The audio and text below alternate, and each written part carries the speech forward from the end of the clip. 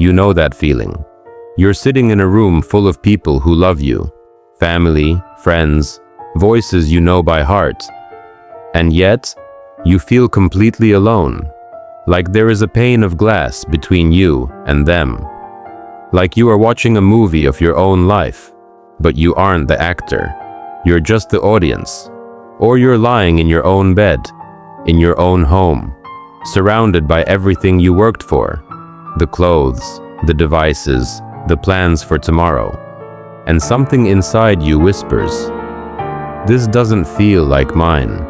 Not the room, not the life, not even the face in the mirror sometimes. And you don't say it out loud. Because how do you explain that to someone? How do you tell another human being that you feel like a guest in your own existence? That somewhere along the way, you stopped recognizing yourself. You can't, so you don't. You pick up your phone instead, and that is where the stranger takes over. We live in an age where the moment discomfort arrives, real, honest, human discomfort, we have an escape hatch in our pocket. Always, 24 hours a day, a portal to 10,000 other lives that are not ours. You open the app, the feed moves, and for a few seconds, maybe a few minutes, you forget. You forget the quiet strangeness, the hollow feeling, the question you were just about to ask yourself.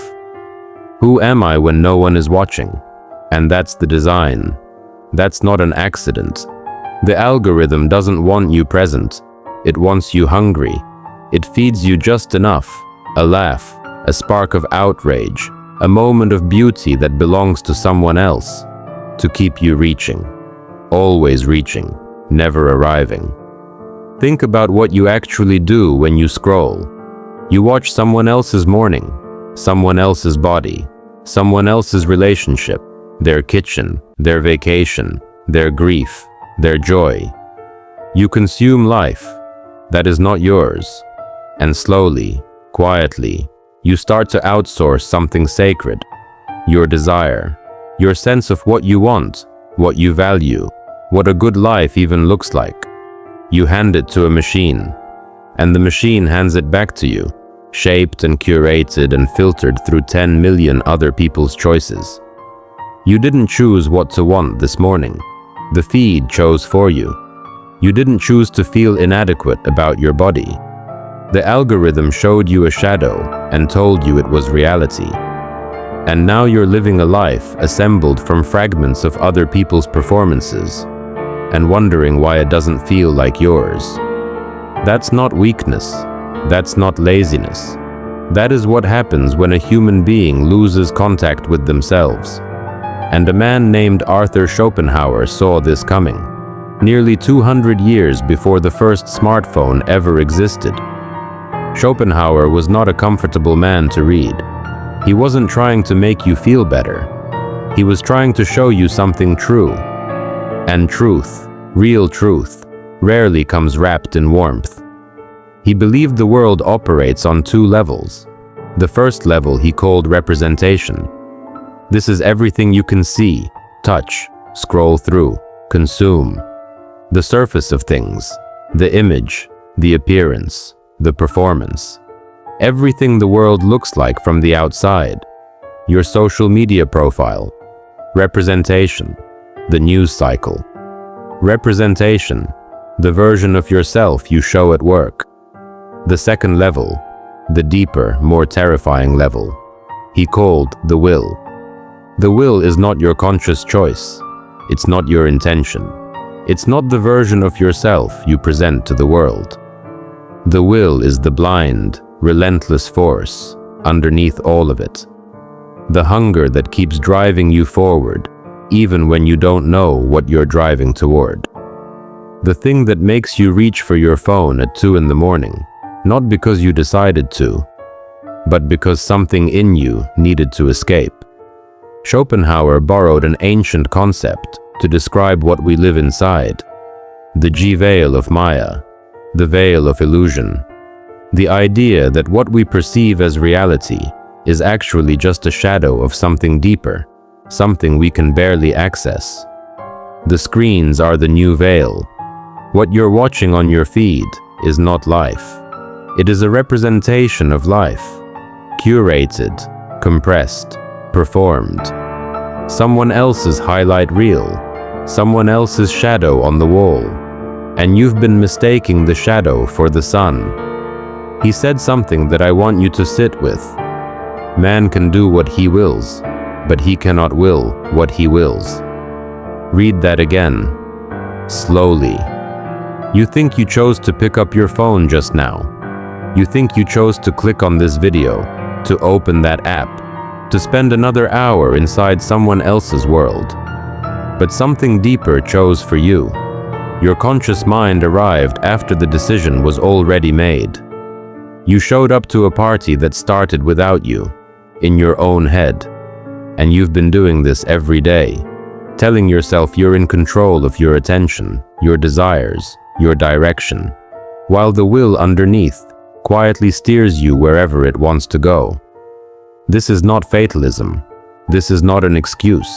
This is a diagnosis, and you cannot treat a wound you refuse to look at. So what do you do with this? I'm not going to tell you to delete your apps. I'm not going to hand you a morning routine or a 5-step framework. That would be another representation, another shadow to chase. What I'm going to tell you is harder than that. You have to go back. Back to the stranger in the mirror. Back to the discomfort you've been escaping. Back to the silence you've been filling with noise since you can't remember when. Schopenhauer believed the only way to pierce the veil, the only way to touch something real, is to turn the will back on itself. To stop feeding it endlessly and instead become aware of it. To watch it. To refuse it sometimes. To let yourself be bored. Boredom is not emptiness. Boredom is the sound of your real mind waking up. When was the last time you were truly bored? Not distracted, not entertained, not stimulated, but genuinely, uncomfortably bored. That discomfort you feel when there's no phone, no sound, no input, that is not a problem. That is you, underneath everything. That is the closest you've been to yourself in weeks, maybe months. The stranger you feel you've become. It's not a stranger. They've just been buried under 1,000 other people's lives. And here's what nobody tells you about consumption, about watching, scrolling, binging, absorbing endlessly. It doesn't just steal your time, it steals your authorship. Every hour you spend watching someone else build, someone else travel, someone else think out loud, is an hour your own ideas sat in the dark waiting for you. Your own voice, your own creative hunger, unfed. Creation is painful. Sitting down to make something, anything, a sentence, a sketch, a single honest thought, is harder than watching 1,000 reels. Because creation requires you to show up as yourself. No filter, no algorithm to blame, just you and the terrifying blank page. That's why most people don't do it. That's why it matters that you do. Here is the practice. I want you to try this today. Turn off your phone. Put it in another room. Sit in front of a mirror. Set a timer for 10 minutes. Do not look away. Do not fix your hair. Do not judge your face. Just look. For the first 2 minutes, you will feel anxiety. You will want to reach for the distraction. For the next 5 minutes, you will feel nothing. Numbness. But in the last 3 minutes, the stranger might speak. You might remember what you actually want, not what the feed wants. Schopenhauer also wrote about solitude, not loneliness, solitude. He said, "A man can be himself only so long as he is alone." We confuse loneliness with solitude. Loneliness is pain. Solitude is power. Loneliness is wanting others to fill the void.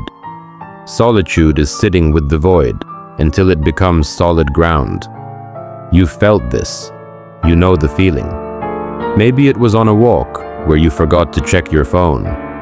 Maybe it was in the middle of making something, and you looked up, and an hour had vanished. Maybe it was a piece of music that hit you somewhere wordless. That stillness, that's not nothing.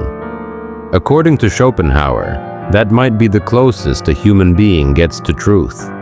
Not happiness, not achievement, not likes or reach or recognition, just presence, contact with the real. The stranger in your life isn't someone who showed up uninvited. The stranger is who you become when you stop showing up for yourself. I want to leave you with something uncomfortable. Not a task, not a challenge, just a question. If the algorithm were gone today, if every feed, every notification, every curated image of someone else's life disappeared overnight, what would be left? What would you want? Not what you think you should want. Not what performs well. Not what looks right from the outside.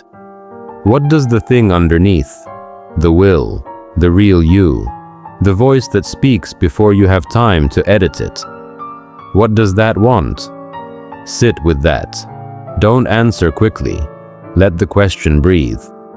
Because the life you're searching for, the one that feels like yours, it's not inside the feed.